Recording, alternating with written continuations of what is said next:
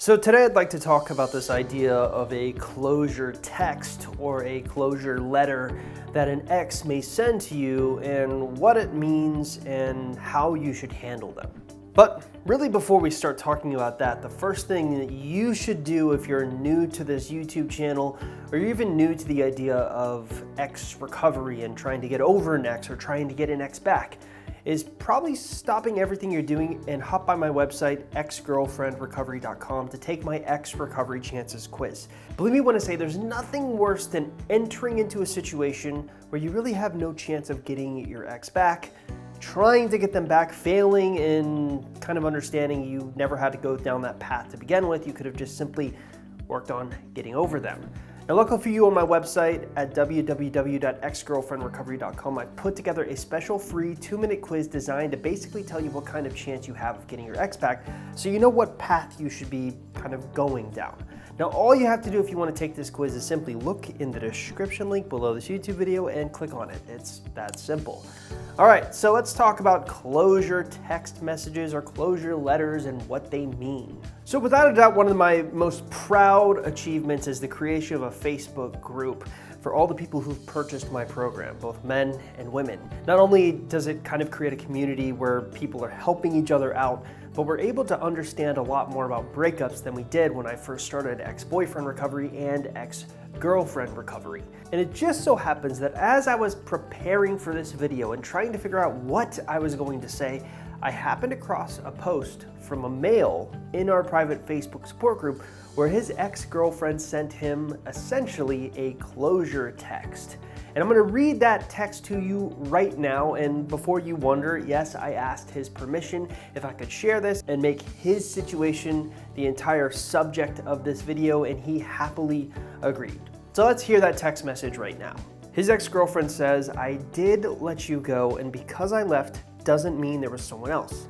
I don't think we were made for each other. I think we crossed paths to learn valuable lessons and push ourselves in a direction we didn't even know was possible, to grow as individuals. In my eyes, there was a temporary happiness, but once that faded, I'd get lost in my thoughts and question why I stayed, until it got to the point where I couldn't do it anymore. Physically and emotionally, I've been a lot happier since then. You're a good person and have a good heart, but we're not meant for each other. I hope you do find your happiness." Now, that has to hurt, right? I mean, if we just look at the situation logically, an ex-girlfriend or an ex-boyfriend of any kind sending that type of a closure text message, it's painful. It's painful to experience, it's painful to read. It's painful for me to even read it about someone else because I wouldn't want to be in that situation. But here's the thing. Does his ex-girlfriend actually mean what he says? I would probably be the best person to ask about this, since I've, for the past 2 or 3 months, have been interviewing success story after success story after success story. Essentially people who've gone through our program, successfully gotten their exes back, and I'm just basically trying to understand what it is that I'm missing. What is that secret ingredient that most people don't know about? And what's interesting is when you're searching for that secret ingredient, you pick up on other things you didn't realize. For example, closure text messages or closure letters. Do people mean it when they say? But it is my personal belief that an ex who sends you a closure text message or sends you a closure letter means it in the moment because they're emotional. In other words, if circumstances change, their mind is prone to change. So it's one of those loose yeses or loose I mean it, but something can change their mind later, and we've seen this time and time again when we interview our success stories.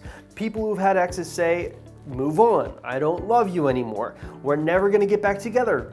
Change their mind 3, 4, 5 months down the road. And to further illustrate this point, this message that this guy posted in our private Facebook group was a subject of a lot of controversy. There were a lot of people in our Facebook group who typed in comments on what they thought it meant, from women to men. And what's interesting is, instead of just scoffing at people's opinions and thinking that I'm above them, I decided to kind of chart them. I looked at every single comment that this particular person got when they posted this closure text message from their ex-girlfriend, and I started looking at them with 4 criteria. Basically, the criteria were 4 potential outcomes that you can look at when you look at this particular closure text. Outcome number 1 is she's still hung up on him. Outcome number 2 is she's not hung up on him. Outcome number 3 is the poster is unsure and doesn't offer an opinion. And outcome number 4, he's in a predicament due to his failure to abide by our program. So there were a lot of people, like I said, who commented with an opinion on the closure text and if the girl actually meant it when she typed it out. And what I did is I took about 30 to 45 minutes and I read through all of the comments and I started charting them based on the 4 categories I just mentioned. What's interesting is most people tend to agree with me. But first things first, before I actually start showing you the results of where people stood, I'd like to explain some of the comments or what it looks like when a poster, quote unquote, agrees with a certain stance. So common answers from posters who thought that his ex-girlfriend was still hung up on him look like this. Nope, girls don't send long emotional breakup texts with compliments when they're done with someone. Girls love to be chased. What she's written about moving on and no future with her is fake. This is too recent. I think she's still emotional and she needs space. She sounds like she is still sorting out her feelings, but every time you nat her, your chances are getting slimmer. There is still hope for you. Just give her space and work on you. Some success stories have had ugly breakups and they still got back together with the ex. There's some positive in there. Sounds like you share a kid, so maybe it's not 100% done. When I broke up with 2 of my ex-boyfriends, I would send this stuff thinking I was done, but I always went back, laugh out loud. It took sometimes 4 to 5 months, but I went back. It's not hopeless, I'd say. So those are what some of the members in our private Facebook group thought when they looked at his particular circumstance when they fell into that she's still not over you category. Now let's look at the other side of the coin. What do posters sound like when they post something that they think their ex is over you and closure is happening? Well, honestly, they look like this. One thing is honesty and one thing is brutal honesty. I guess she's being brutally honest. People do this when they are done. Move on. And then of course you have the criteria where people were kind of unsure of how to respond. They really didn't take a stance. Here's what comments looked like when they did that. I think you need to do a 45-day no contact. Do not break it. Work on your life and revisit this later. So again, very non-committal. They're not really taking a stance on whether or not they think it's closure or whether or not they think it's time to move on. They're just basically saying, continue doing the program, make sure you do the program, that's it. And then the 4th and final sort of responses that we got were circumstantial. In other words, people blaming him for how he acted in the situation he's in, causing the situation he's in. Here's what responses look like when they took that stance. I read some of your backstory. Please stop breaking no contact. It sounds like you've done it several times and your breakup wasn't that long ago. I think she's still emotional and she needs space. She sounds like she's still sorting out her feelings, but every time you nat her, your chances are getting slimmer. Your last text exchange was great. You stayed in emotional control and didn't give anything away. Not sure what the premise of this exchange was, but she is distancing herself more and more. For now, she has made up her mind. Let her live with her decision for a while. So essentially, they're just blaming him for the closure text that he got. Now, what's interesting is when I looked through all the responses, I started charting them into these 4 different categories, and there was by far a clear winner. Here are what the results look like. 55% of people thought that his ex-girlfriend who sent this closure text was still hung up on him. Meanwhile, 13% of posters thought that the ex-girlfriend was not hung up on him at all and she just wanted to move on. 26% didn't take a stance, and 6% said that he was in this situation because of his own circumstances.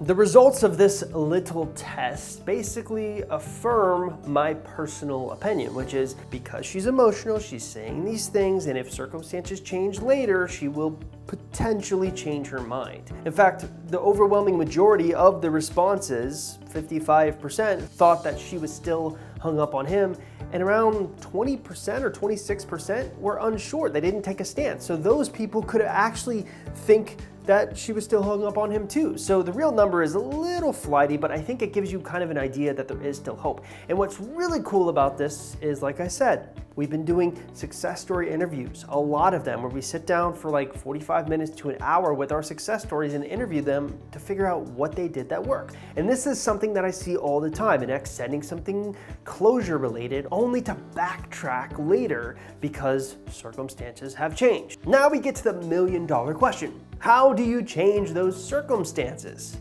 Okay, so this is where I kind of hit my own little crossroads in the creation of this video. I took some pretty detailed notes, and when I got to this part about talking about what makes someone's mind change, what causes an ex-girlfriend who sends you some closure text or closure letter change their mind or change their circumstances so they do a complete 180. I wrote down exactly what I thought did that, but the problem is this is going to end up being like a 45-minute video if I go through each and every one of those things.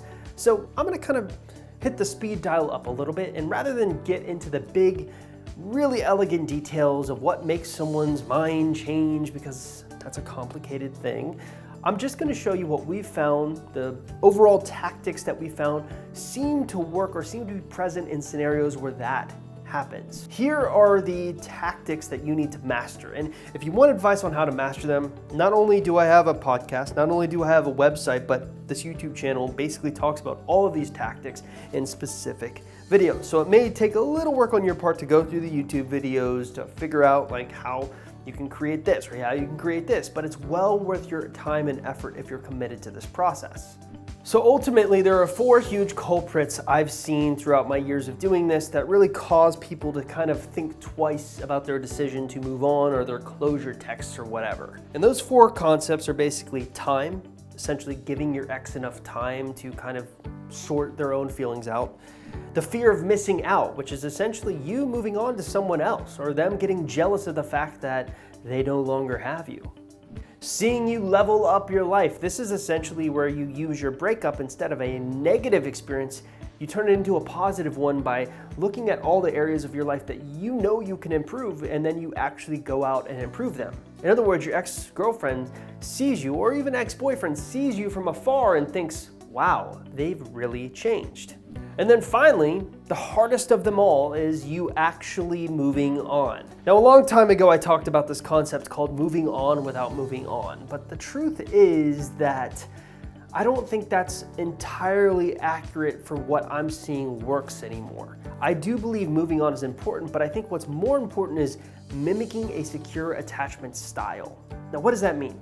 Well, when I talk about moving on without moving on, I'm essentially the fly in the ointment is the fact that if you try to move on without moving on, you're not really moving on. So the trick is to mimic a secure attachment style. So what is a secure attachment style? Well, a secure attachment style is basically knowing that you can handle anything and have the fortitude to move on and be okay. You'll understand that it can hurt to go through a breakup. You'll understand the fact that, hey, you might not get your ex back, but you also understand the fact that you're gonna be okay. And moving on with that mentality, basically putting all the focus instead of on your ex-girlfriend, on yourself, and having that secure attachment mindset where you're just sitting there and thinking to yourself, you know what, I can handle this. If the worst comes to pass, I'll be okay. That is what's truly attractive to an ex-girlfriend. There's one final thing that I want to leave you with though. So one of the really interesting things about the person whose text message or closure message that I'm featuring on today's YouTube video is that a lot of people in the comments were blaming him for being in the situation he's in because of circumstances. Essentially because he didn't do a no contact rule, or he broke no contact rule and he started talking about the breakup too early, he got this closure text message.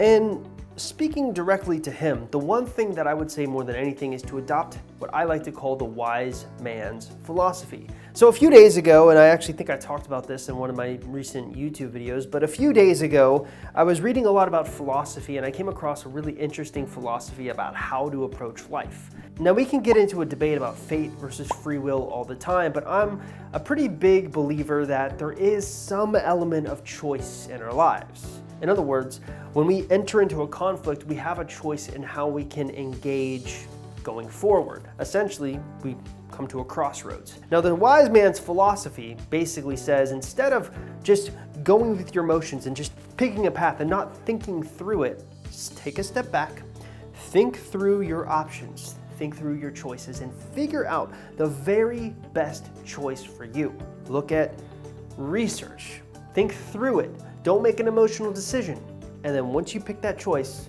let everything go. Let the chips fall where they may.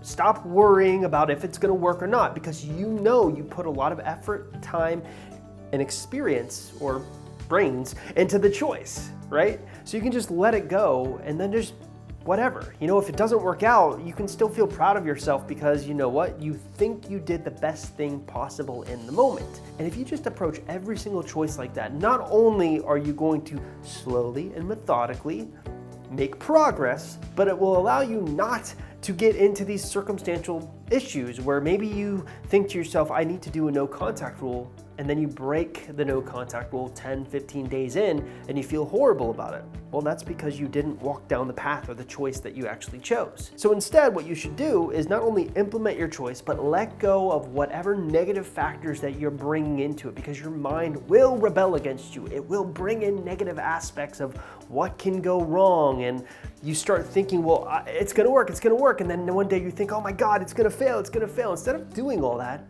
just live in the moment and be at peace with whatever choice you chose. You know, it's funny, every time I start one of these videos out, I think, okay, I need to make this around 9 to 12 minutes, and then it ends up like 15 or 20 minutes, and I'm hitting myself, but there's a lot to go on here. But if you like the videos I'm doing and you would like to help me out, if you could please stop everything you're doing and take that quiz that I talked about at the beginning of the video. All you gotta do is simply look in the description link below this YouTube video and click on that blue link that you see there. It would be immensely awesome if you did that. Also, if you haven't liked, commented, or subscribed, yeah, that would be great too. I'll see you next time.